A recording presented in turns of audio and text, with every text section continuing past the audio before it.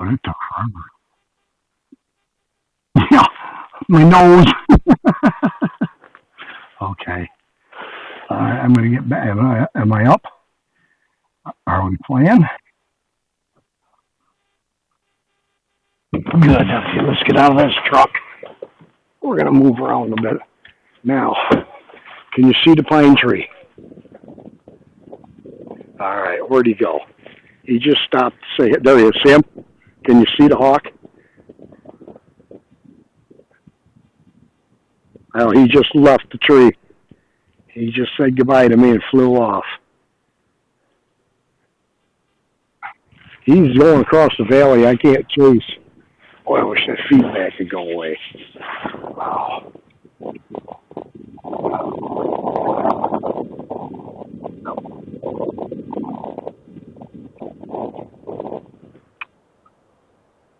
There he is. He's up on the stacks now. Way over there. Anyhow. Wonderful. I came to find Ezra twice now. Okay. I am in the Crescent parking lot. There, right by the Crescent TV.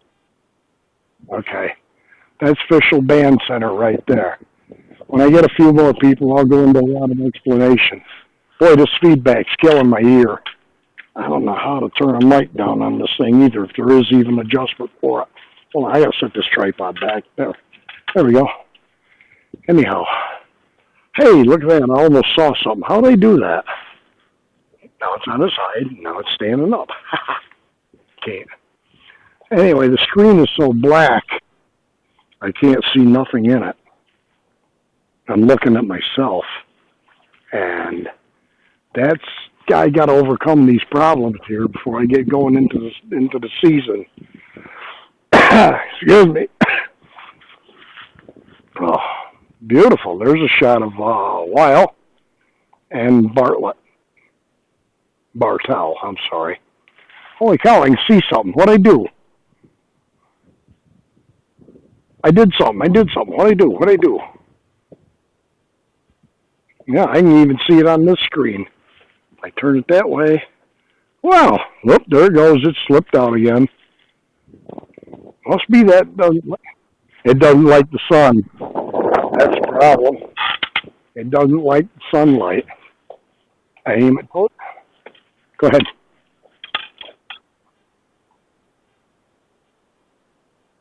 Yep. I can see it as long as I don't aim if I don't aim the phone to the sun, I'm looking away from it. I got a great picture. So, here we go. We're going across Weil, my word. The Crescent parking lot. We're heading towards the Crescent itself and stands over Sholkoff Field. I get a few more people on. I'm going to start explaining why I think Sholkoff Field is so important to these red tails. And I got a little news to chat about today, I guess. Boy, I got feedback now. There, how's that? Look at that. I can see the screen. Wow. Wish I could get inside Sholkoff. That'd be an adventure. Yeah, this is the parking. We're off the parking lot. Whoops. Got to pull the hat down so I can see. We're going down the walkway down around the bottom edge of Sholkoff. Maybe I can get somewhere in the stadium and take a look at stuff the way I wanted to. Boy, bright white just blots out everything on these phones, especially when you're outdoors. Oh, come on. Come back here so I can see.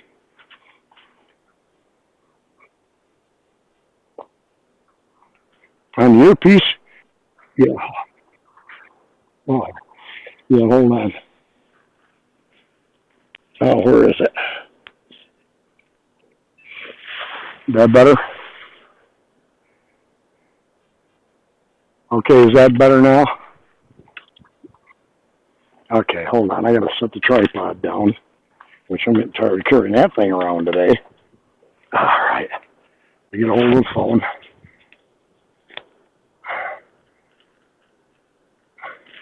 Is that better? Say something? Oh, How about the holy cow jumped over the holy moon? I don't know. Wow. All right, let me try this way. There. I hope that turned it down. Not a. I'll stick it in my pocket if I have to.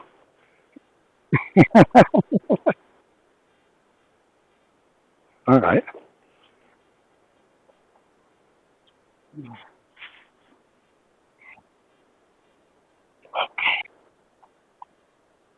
Okay.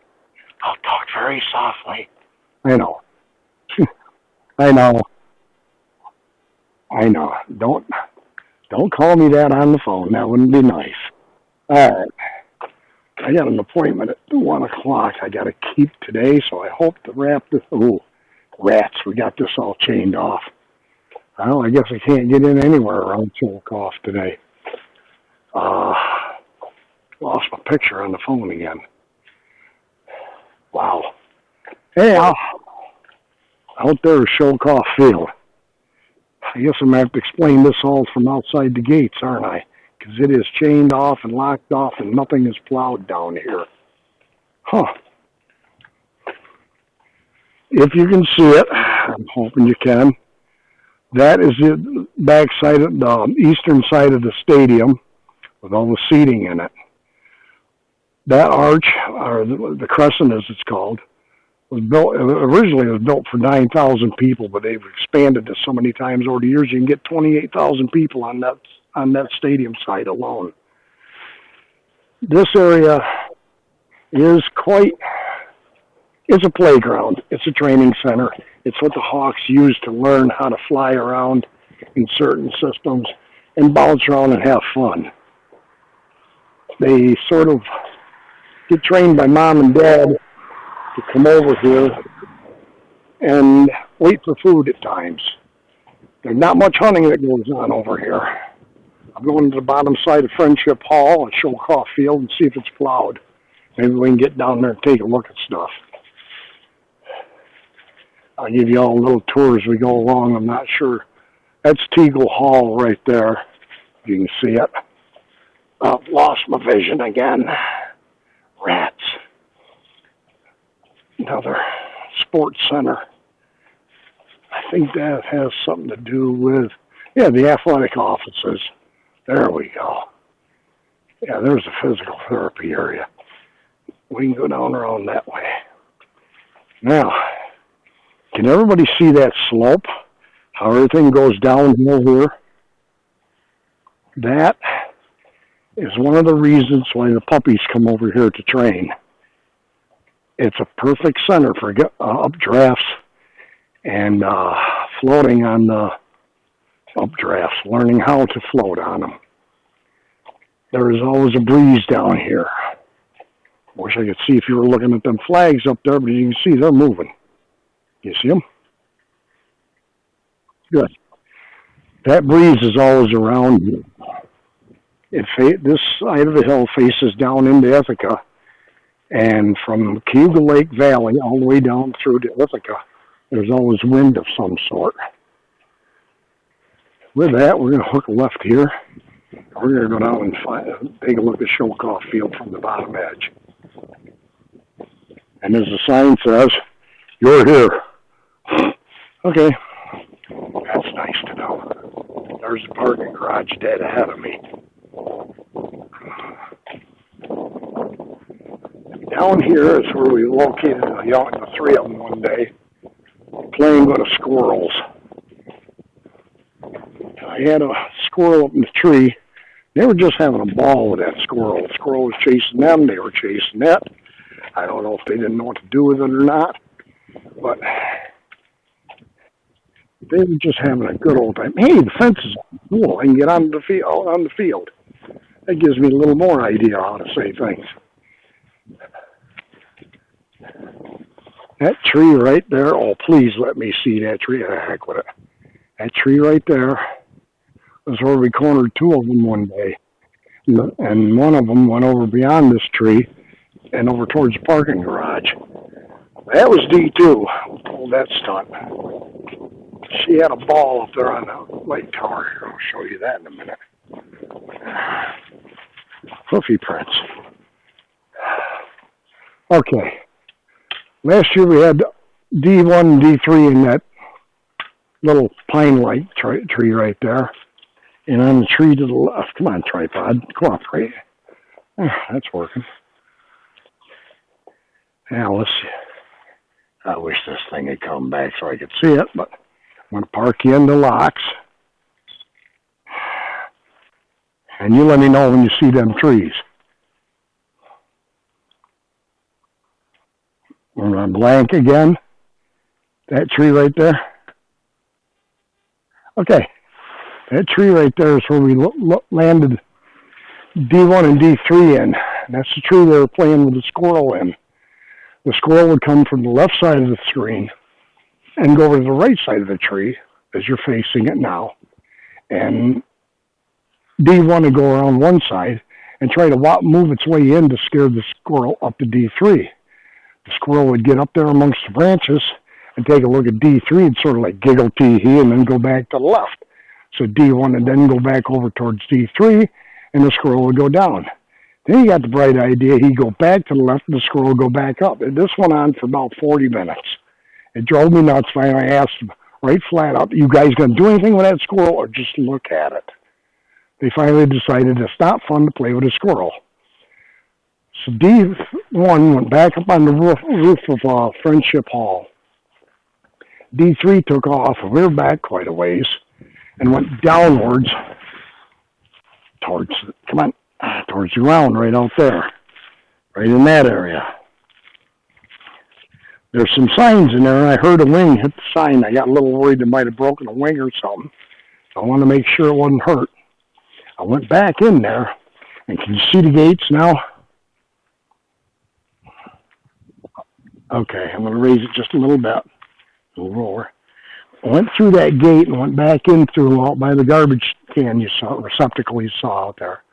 And looked around and didn't see a thing on the ground, so I figured, oh, she's all right.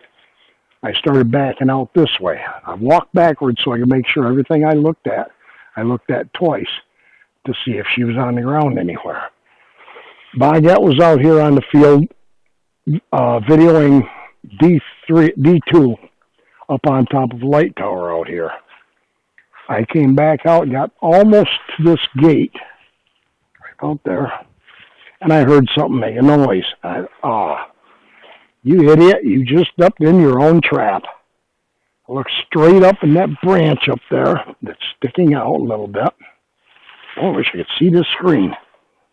And there was D1 looking straight down at me. And he did his little chirp, and that was it. Just a little chirp, that's it. Immediately I knew I'd been had. So I looked up and I grinned at him and says, you're full of surprise today, aren't you, pal? He didn't move a muscle. As I backed through the gate, he turned on the branch to watch me. I got a big kick out of that. I looked over and saw Baguette over there. Finally got her attention. I said, do you see what's above my head? Now that's only 5 feet above that gate. And that gate's about almost 7 foot tall. It's only about 7 feet over my head. I stood there for about 15 minutes with him staring at me, and she's videoing the whole 9 yards. And I'm getting the biggest kick out of this bird. He finally flew off, and we went on our way trying to catch him again, but we never caught up with him that day. We caught up with the other two. That is Sholkoff Field. You see the scoreboard from where I'm at? I can't see a thing again.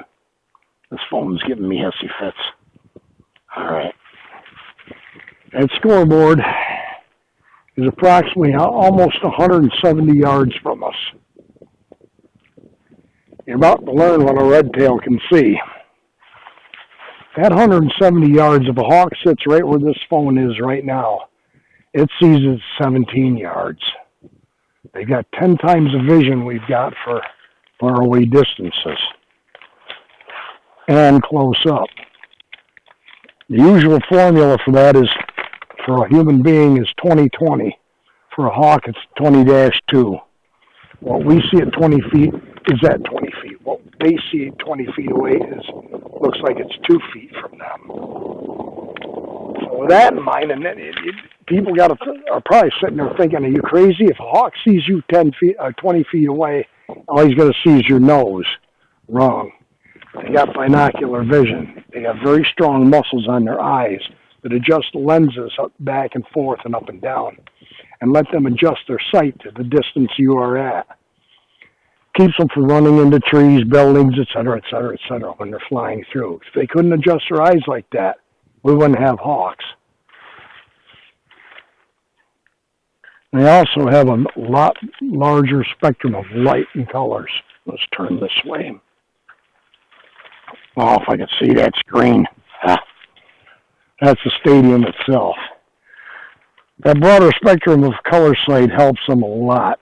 They see the same colors we do, plus more. That enhances their vision to seeing ultraviolet, and to a degree. What that does is for them is to let them see a little more efficiently the colors of another hawk, as I was explaining online the other night. And this has been proven with kestrels, sparrowhawks, if you will, that with that spectrum of light, that they see that ultraviolet. When a female is ready for breeding, her tail feathers will have an iridescent color to them. The male will know it's time to breed. That's one of their vision techniques. Also with the ultraviolet, they can see things, I don't know if you'd want to call it infrared more or less, but they can see a color of a warmer object moving through against a cooler object, such as a mouse through the grass, a bull through the grass, etc. Excuse me. That's self-explanatory there. They also have polarization to their eyeballs. They can see into places that we can't, such as in water. If a hawk was to hunt a fish, like an osprey or an eagle does, it uses that polarization to see that fish under the surface of the water. And it also helps them cut the glare in a snowstorm, in a fog, on a sunny day. It cuts the glare so they can see to be more efficient with their hunting. They didn't have that, like I said before, they would not be able to hunt. So they've got options, they've got quite a few options to their eyesight that we'll never have, and we have to copy with correction lenses, et cetera, in order to do near the same thing. And the one thing I told everybody the other night, I'm going to tell you all now, you're probably going to think I'm crazier than a Fruit Loop. They can see slow-moving objects going across the sky, slower than we can see. I'll give you an example. You go outside at night, if you got a telescope, set it up, point it at the moon, and lock it. Look at the moon for a couple minutes and walk away.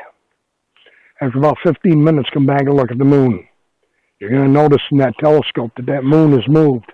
You won't see it move, but it has moved. A hawk, an eagle, an osprey, they can see that movement. They can track the sun and stars across the sky. And it helps with their migration in a way. Also, with that ultraviolet eyesight, the capabilities on their eyesight they have, they can see the magnetic poles and the auroras given off by them, day or night. Birds do migrate at night. I can't say it any plainer than that. I've been out, I've witnessed geese, I've witnessed other birds, sparrows, robins flying over at dark, in the dark, and see them against the light. Yeah, tongue's tied. I've seen them at night with their shadow going across the moon. So the migration is helped a lot by their ultraviolet vision. That's probably about the biggest lesson I can give on this idea. Now with the idea of Sholkoff Field, all covered with snow, I wish it was green. I could see better. Man, I hope everybody can see this. I can't see nothing.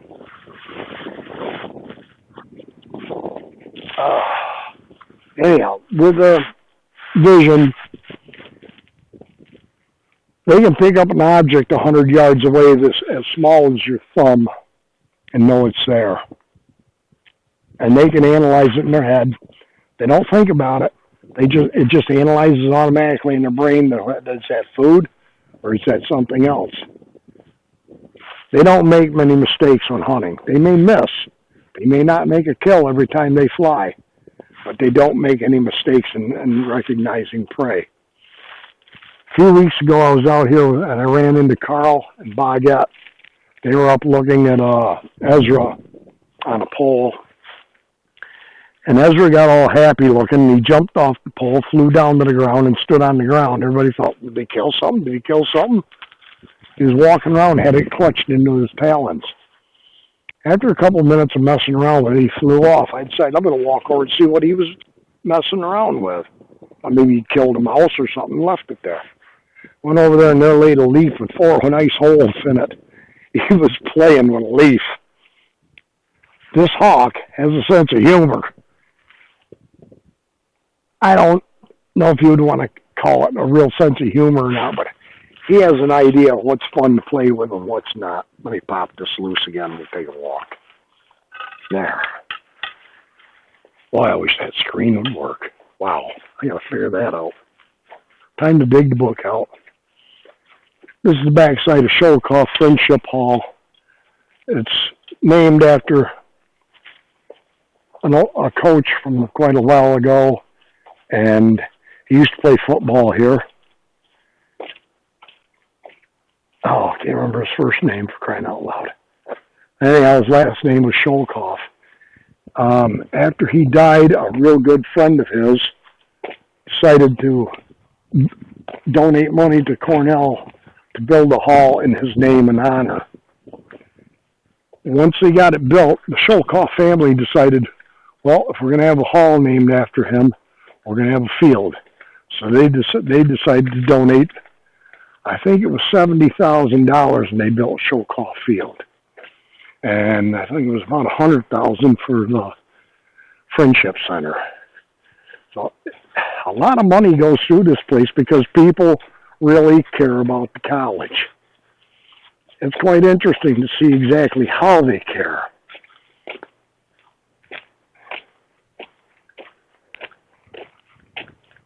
That's right there, that big baby is Barton Hall. That is where the indoor track room is. And it's also an athletic science, military science, and physical recreation and education area. Try figuring that one out. And we're going back up this way. Cornell Lacrosse. Oh, that's Paul Sholkoff house right there. There you go, got his first name. Figured that one out, didn't I? Yeah, all right. If you come through campus, that is what first amazed me. Oh, I got to think now. 1968 is the first time I came here. I was really enthused with this campus. I got to see a lot of the inside of a lot of buildings, a lot of the halls, and a lot of the teaching centers. And I was amazed. I'd been away from here for a while. Last year I came back just to start being a bog. And I was even more amazed by how much had been built. They're constantly expanding and making things larger, putting in new buildings.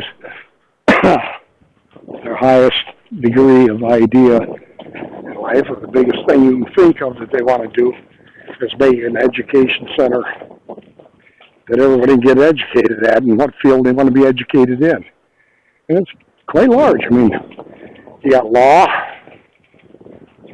you've got business, technologies, you've got, oh, good grief, of course, the veterinary center.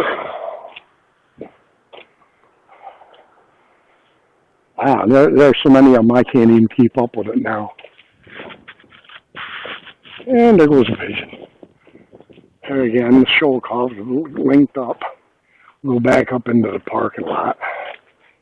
Oh, boy. I got so much gear on today, I'm sweating. It's vicious. And again, the backside of the crescent. Why they ever built that way is beyond my imagination. They used to fly flags off all them little posts on top of the wall. I have no idea why they don't now.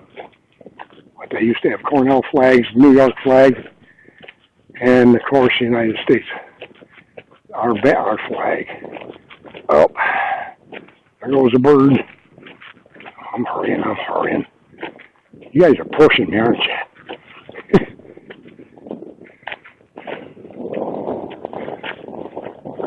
Vision back on this thing. Huh. Still out there. Ooh. Cool. A birdie on the chimney. I stand by the thing. Darkens down. So what's it say? Could be because it's cold. Duh, never thought of that, did you? Wow. I'm hustling back to the big white truck.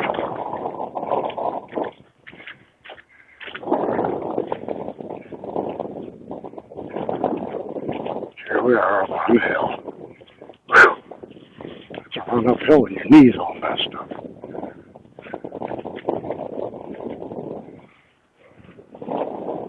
And the white truck.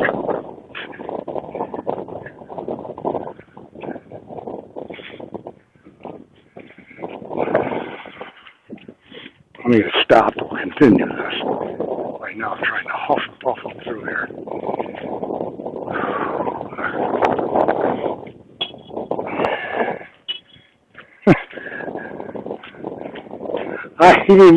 I ain't even going to say it. I can't. I ain't going to be that room today. Oh, good Lord. Another good day. I've been getting a lot of giggles lately out of things. And one of them's a sound I thought of the other day. Fold out legs there. Whew. Spin y'all back on. How'd you like that spin? Claire, you try doing that without Cam. I bet you can't make it. Okay. Yeah, I've been getting giggles and happies out of certain things this week.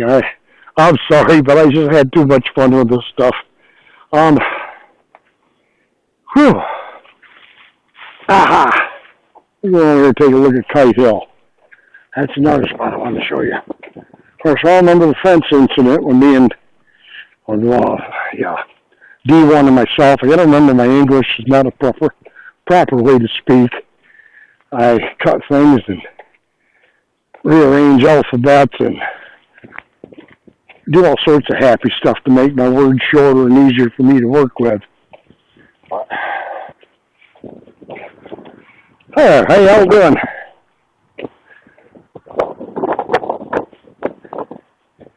Last year we got kicked off of this hill. Well, at least Boghead did. I still can't figure out why, but they said she couldn't be here. That slope right there is Kite Hill. How they ever come up with a name, I got a feeling I know, but I'm not going to shoot my mouth off too much about it. That slipped away and they put over ground cover over that to keep it from slipping any further. Down there's a synchrotron lab, the Wilson lab. There's very little game in this hole. I haven't ever seen them hunt down there. I've seen them play down there. I've seen Mom and Dad hunt from the other side of the road. Right over there. Just come back. Of course, there's the cooling towers. And there's a stack. And if I'm holding it right, I hope I am, you can see the catwalk that goes around the stack. On the left side of that catwalk is red. She's sitting up there, been watching for a while. These birds love opportunistic places. And the higher they get, the happier they get. I think that's why they moved their nest last year. Because from the one poll they had the season before to the poll they had last year. And I think I've got it. I can't be sure of it, but I'm betting on it that they're going to be in the same nest box this year. The main reason is, if you look up that big building sticking up there, Bradfield, from this side, the old nest site, you couldn't see the other side from. The other side has that antenna that sticks off it. And red nests are constantly parking themselves on that antenna. Well, from the nest site, they couldn't see the antenna, and from the antenna, they couldn't see the old nest site. I think they had a reason for moving it there. So when they park their butts up on top of that antenna, they can see what's going on at the nest, and no one can slip by them to get to the babies. It's a visual thing. It's an idea that these birds can actually figure things out like they do.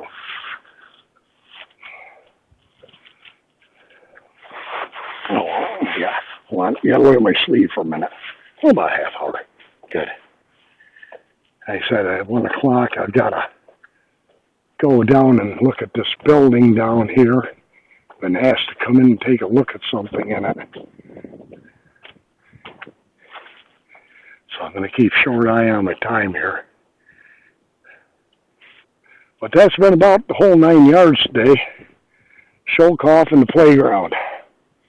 That come to me the other day while they came over here. I sit there, I couldn't figure it. I mean, I'm going through my mind. I know they're coming over here, but it's not a hunting area. So why would they be here so much? Well, duh. They have someplace to go play. Oh, good, I can see the screen again. Wow. And that play also equals out to a way to learn how to survive.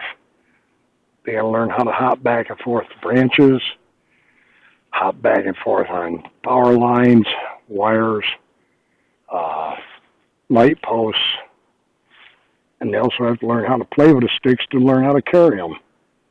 Mom and Dad didn't learn how to pick a stick up the first day they were out of the nest. It took them a few years to figure it out, and it's going to take our babies a few years to figure it out. But basically, that's about it for today, folks. I'm going to hold on a minute. Anybody got any strange questions for this fool, go ahead and throw them at me. Otherwise, I'll give you a couple minutes, and I'm going to shut her down. I hope the next time we come out, I can get a warmer day and figure out how to see this screen in the broad daylight. That's terrible. Right now I can see it. And the light's to my back. Well, there it goes. It slipped again. I don't know.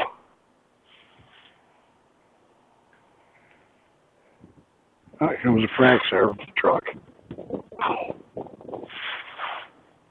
Well, so ain't nothing being thrown at me. Y'all have a good day.